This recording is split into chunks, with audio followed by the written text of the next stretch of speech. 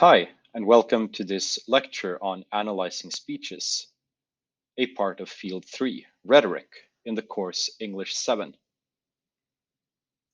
First of all, there are 4 parts of a speech analysis. These are the speaker, audience, and setting. The second one is the topic, the third one being the execution, and the fourth and final thing we look at is the technical analysis. First of all, I'm going to talk about part 1, the speaker, audience, and setting. The first step in analyzing a speech is to look at who is speaking, who is listening, and where and when the speech is held. We can ask questions such as, who is the speaker? This might be very important, as a speech can have very different ramifications depending on who is speaking. For example, if your teacher is speaking in a classroom, or if the Prime Minister is speaking to the people on television. Those two types of different speeches are very different from each other. The second one is, who is the target audience? It is very important to note who is supposed to listen to this speech. Is it just a school class? Is it the parliament? Is it the entire country with a speech broadcast on national television?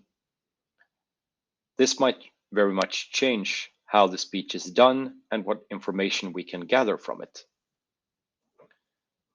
The last question is when and where the speech is held. The question about when the speech is held is very important because it can be very different depending on when it's done. For example, the speech address on the Challenger disaster by Ronald Reagan is held the same day that the Challenger space shuttle exploded in the air, killing several astronauts from the US space mission. This is of course important that the speech is actually held then and there. If this speech was held a month later, it would seem very strange. Also, where the speech is held is very important, as there is, of course, a difference if a speech is held in a classroom or on the street or in a town square with 100 listeners or in front of 250,000 listeners, as with, for example, Barack Obama's inauguration address.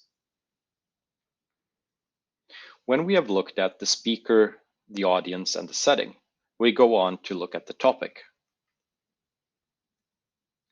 We can ask questions such as, what is the speaker's goal with this speech? So what is the speaker trying to develop? What kind of ideas does the speaker try to develop? Or what kind of goal does the speaker have with the speech? What does the speaker want the audience to feel or understand? We also look at the speaker's main point. So if we boil down the whole speech into one specific main point, what would that be?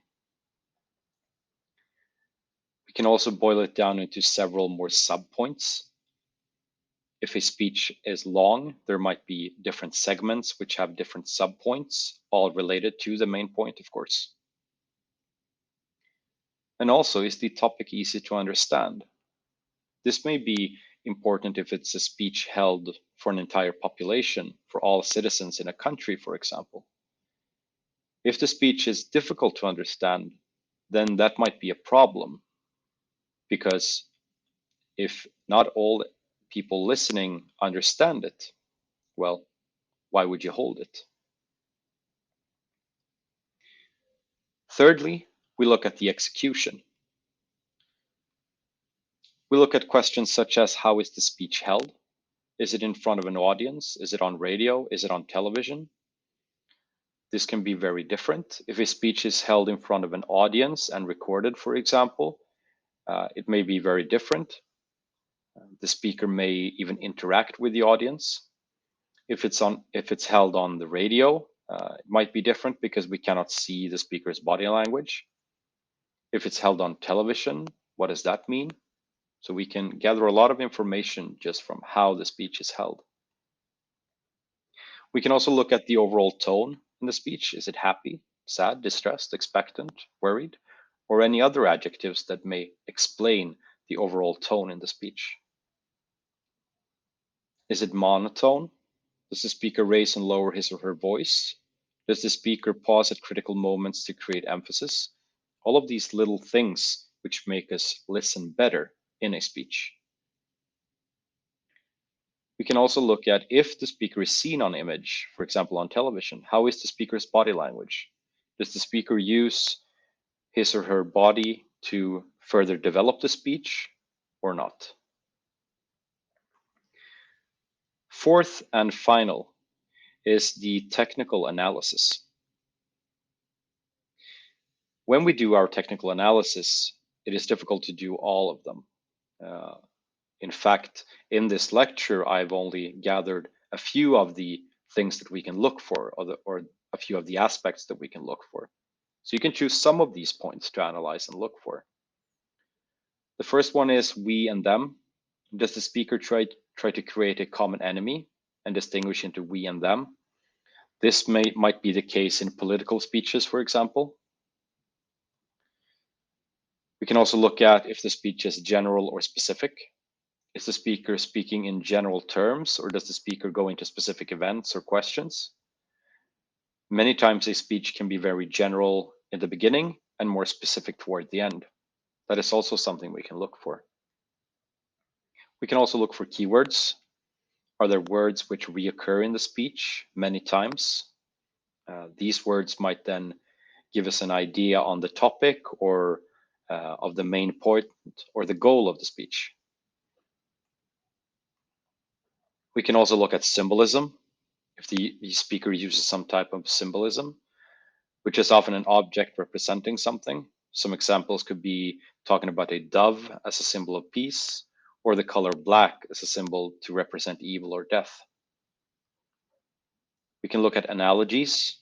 Does the speaker use any type of analogies showing resemblance between two unrelated things, such as that movie was a roller coaster ride of emotions, or life is like a box of chocolates?